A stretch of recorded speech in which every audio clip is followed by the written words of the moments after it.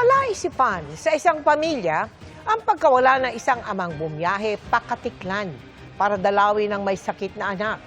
Kinumpirma ng operator ng isang ferry na naging pasahero nga nila ito. Pero walang bakas ng ama maliban sa mga naiwan itong gamit sa barko. Nakatutok si Mari Zumali.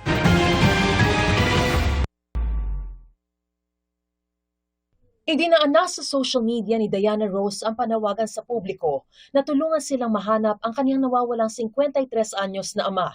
Kwento ni Diana, bumiyahe sakay ng barko mula Batangas patungong Katiklan ng ama nitong December 13 para sana puntahan ang anak na naospital sa Bacolod matapos magkaroon ng leptospirosis. Pero mula noong December 14, petsa kung kailan nila inaasahang makakarating na sa Katiklan ng barkong lula ng ama ay hindi na raw nila ito makontakt kahit ligtas namang nakarating sa pantalan ang barkong sinakyan nito. Kasi hindi naman po ma'am ganyan si Papa ma'am kapag aalis po siya, everyday po yan nag-chat sa amin, nag-update, tumatawag, nagsasend po ng picture na ganito na, andito ako, nak, kumain kayo. Worry na po kami kasi kahit anong tawag namin hindi na po siya sumasagot or typically po pag tumatawag kami sa number or sa messenger, sinasagot niya po yan agad. Bandang alas 11 ng gabi ng December 14, isang lalaki raw ang sumagot sa telepono ng nawawalang ama at nagpakilalang empleyado ng Starlight Ferry, ang barkong sinakyan ng ama ni Diana.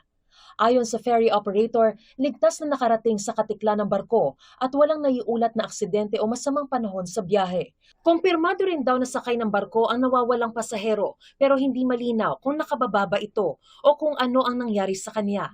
Pero naiwan daw nito ang kanyang sapatos, bag, pera, pati telepono at iba pang kagamitan sa barko.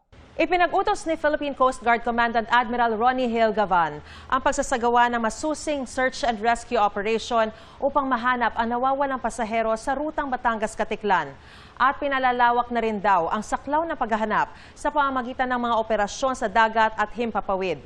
Sinusuri na rin ang CCTV footage sa pantalan at sa barko, ngunit wala pang malinaw na ebidensya magsasabi kung nasaan ang nawawalang ama. Nakikipag-ugnayan na rin ang PCG sa mga komunidad sa baybayin at mga mangingisda upang higit pang mapalawak ang lugar ng paghahanap. Yun lang po yung panalangin namin, panawagan na sana umuwi ka na. Lahat kami naghihintay sa'yo. Ayun lang po. Para sa GMA Integrated News, Mariz Umali, nakatutok, 24 oras.